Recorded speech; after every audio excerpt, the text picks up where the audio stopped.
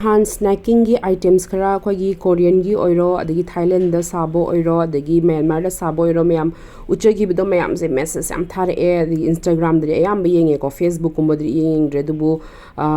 kano du su dum video gi makha de store maming haibiro copy hining raga to oga zu harpem yawe ba hining da bai wan te ai ju khang de ba ai panglai de lei sigi stores de dukans da gi dubu ai khang de maming ta seng na duga shop number zu khang de ai ngasi di khara zu lei ba chatlu gi na khara wat pado lai re mois da loin di sure ko ne Korean gi thoning ba da gi Chinese gi thoning ba ramen chaning ba loin sura bane sida buldak ki series da gi soy sauce da gi sesame oil da gi adagi seasonal nori seeds ma'am do ne khoi gimbap kumba sab da khopa da loin hapa ma'am do loin lining ba lai yare sigi dukan da khara di hong ma mala ai na hamuk ama lai rui ba adu di lupa manga muti henjalle aduga sida dom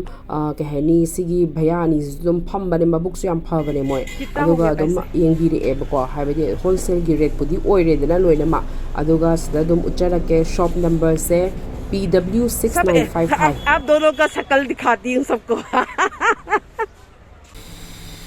aduga imanabi amna sibu Korean soidrabro na hangakpodo si made in Korea Thai ko loin mak sigi pot ma'am aini laili ma'am se haibadi Korea gi product ma'am dudi adubu product kharadi adom YY gumba su hana Nepal de sarambadagi India da sarappo yawi cosmetic products so shop number se 695 ne mayam aduga sigi bhayani dom phambane ura dom khangani ai chunga si khara leire e sigi se na mukte ai cream gi cheese ki ngata le ba adubu ngasi di yerum gi flavors zo hawi moina de di phare yenga ge try na yerum gi flavors zo leire e aduna mayam soidina leiba chapiro ai locations amuk pin tarong